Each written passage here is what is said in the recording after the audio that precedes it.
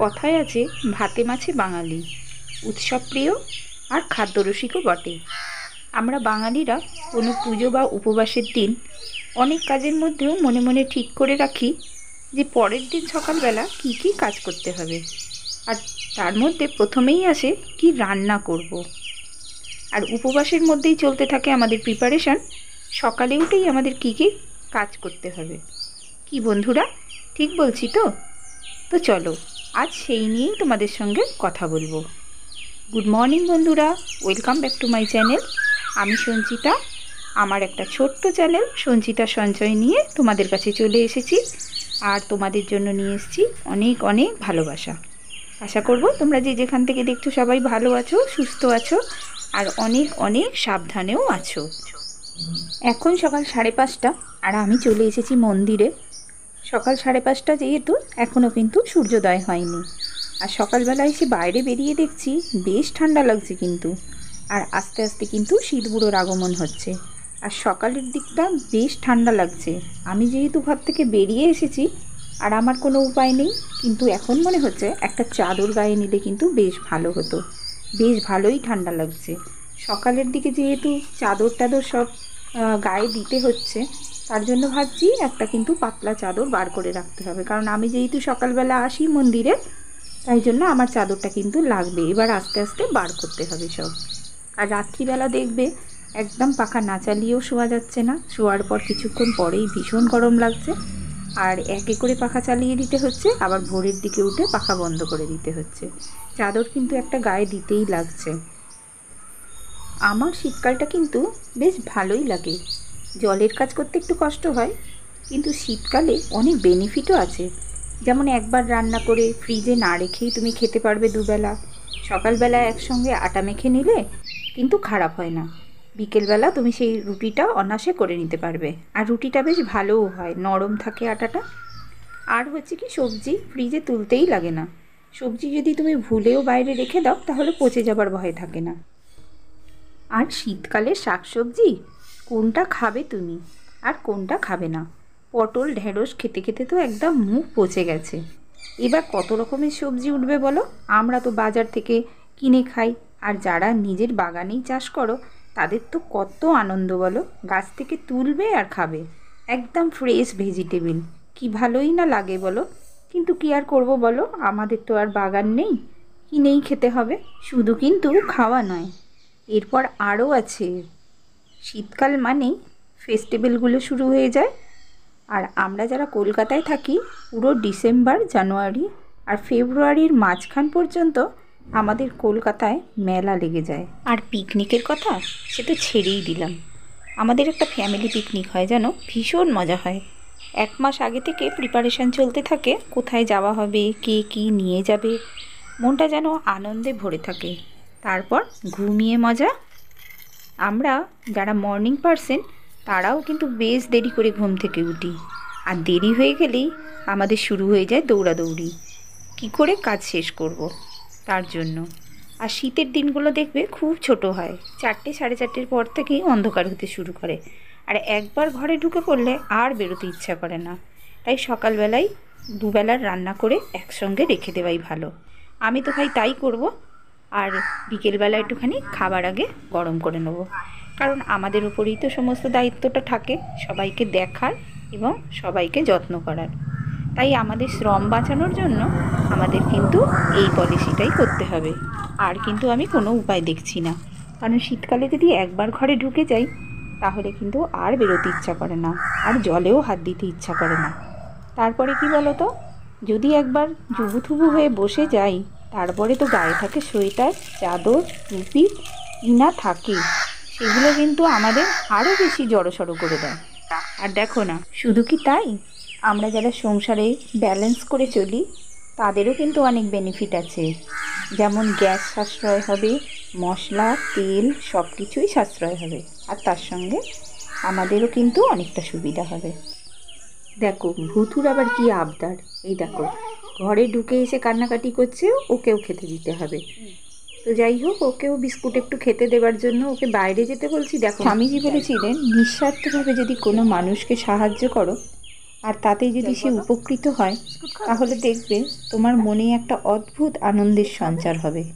এটাই হলো দেবত্ব।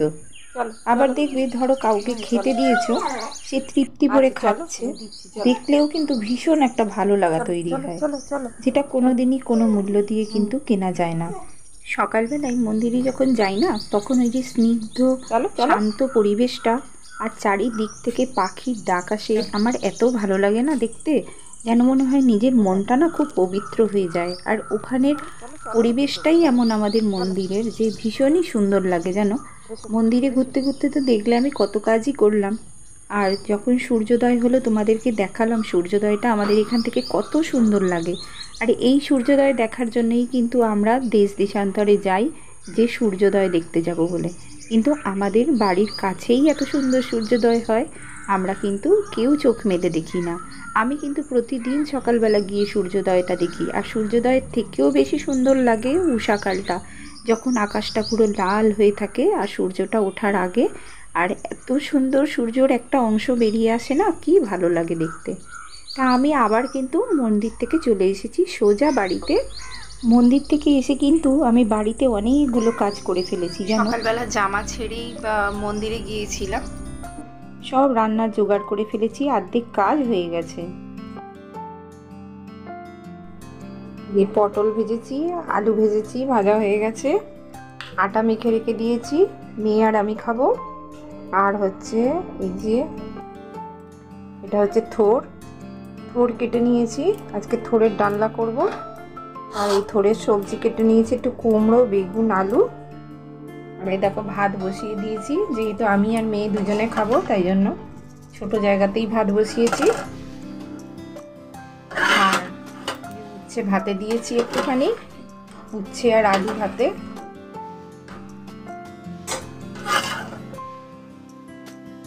আর এখানে মাছ বার করে রেখেছি, ডিপে ছিল তো পুরো বরফ হয়েছিল একদম, ওই জন্য জল আসতে জল দিয়ে রেখে দিয়েছিলাম। মাছ, চিংড়ি মাছ বার করে রেখে দিয়েছি।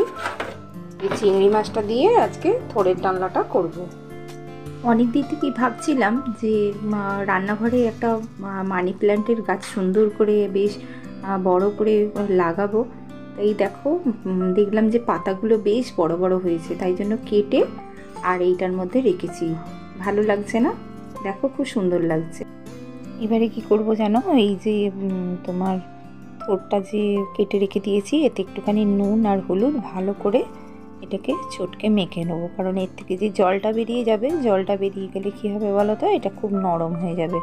আর এটা চটকালে কী হবে বলো তো, এর ভেতরে একটা সুতো সুতো জিনিস থাকে, সেটাও বেরিয়ে যাবে আর গিয়ে খুব নরম হয়ে যাবে থোড়টা, তাহলে খুব অল্প সময়ে কিন্তু সেদ্ধ হয়ে যাবে। এই তরকারিটা করার জন্য কিন্তু আমি ফোড়ন দেব, তোমার ওই 5 ফোড়ন, একটু তেজপাতা আর একটা শুকনো লঙ্কা নিয়েছি। আর চিংড়ি মাছ ভাজতে দিয়ে দিয়েছি। চিংড়ি মাছটা জানো তো ভুল করে আগে দিয়ে ফেলেছি, কারণ ফোড়নটা যদি আগে দেওয়া হতো তেলের মধ্যে কিন্তু খুব সুন্দর গন্ধটা লাগতো, এতেও গন্ধ ছাড়বে, কিন্তু চিংড়ি মাছটা আগে দিয়ে ফেলেছি ভুল করে জানো। এবারটা এটাকে ভালো করে ভেজে নিয়ে এবার সবজিটা দিয়ে দেবো। সবজিটা ভাজা হয়ে গেলে তারপরে কিন্তু থোড়টা দেবো আমি। থোড়টা দিয়ে কি করব বলো তো, ভালো করে একটুখানি ভাজবো, কারণ ওটার থেকে তো জল বেরিয়ে গেছে, ওটাতে বেশি জল লাগবে না।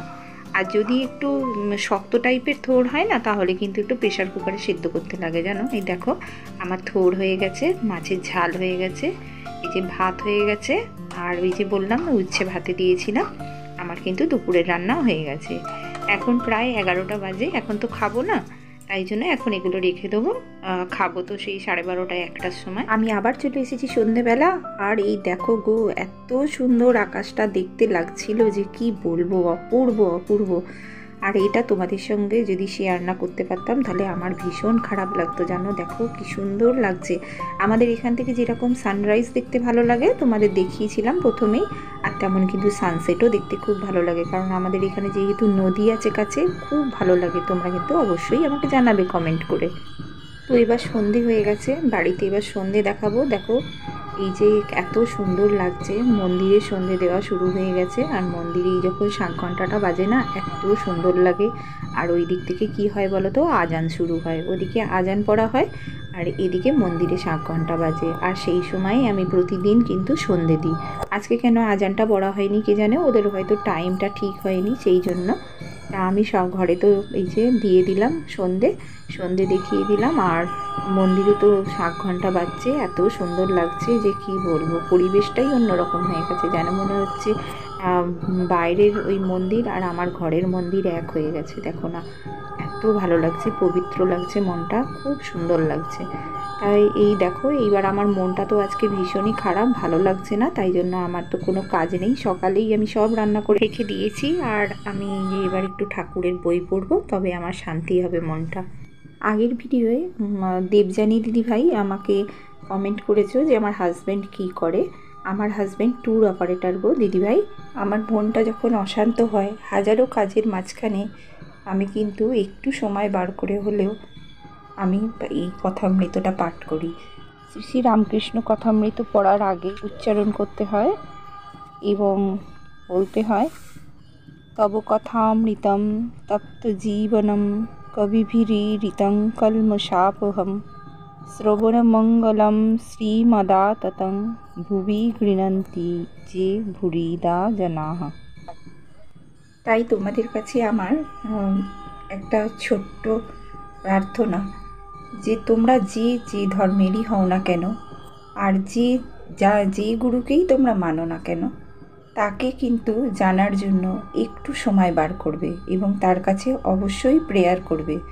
তিনি যার যেই গুরু, সেই গুরু কিন্তু সকল শিষ্যকে আশীর্বাদ দান করেন। আর তোমরাও যদি সেই গুরুকে অনুসরণ করো, তাহলে প্রত্যেকের কিন্তু আমাদের মুক্তি হয়ে যাবে, আর এই সংসার বন্ধনে পড়ে থাকতে হবে না। বেশিরভাগই সময় পাই বিকালের দিকে, তাই বিকেলবেলায় কিন্তু আমি কথামৃতটা পড়ি। আর ঠাকুর বলেছেন যে গৃহীরা 7 মন পাহাড় ঠেলে তবে আসে ঈশ্বর সাধনায়। তাই জন্য ঠাকুর বলেছেন যে গৃহীরা আগে ভগবানের দর্শন পাবেন। তাই জন্য চেষ্টা করি ঠাকুরের কাছে যাবার জন্য। আর এই 7 মন পাহাড় ঠেলে যদি একবার ঠাকুরের কাছে পৌঁছাতে পারি, তাহলে এই জন্ম থেকে আমাদের হয়তো মুক্তিও হয়ে যেতে পারে। কারণ এই জন্ম মৃত্যু জরা ব্যাধির চক্র থেকে আমরা বেরিয়ে আসতে পারি। তো চলো, আজ এই পর্যন্তই, ভিডিওটা তোমাদের সামনে রাখলাম। এবার আমি কথামৃত পাঠ করব। আর ভিডিওটা যদি তোমাদের ভালো লেগে থাকে, তাহলে অবশ্যই একটা লাইক, কমেন্ট ও সাবস্ক্রাইব করে দিও। তো নিয়ে আসছি আর একটা ভিডিও। ততক্ষণ ঠাকুরের কৃপায় সবাই ভালো থেকো, সুস্থ থেকো।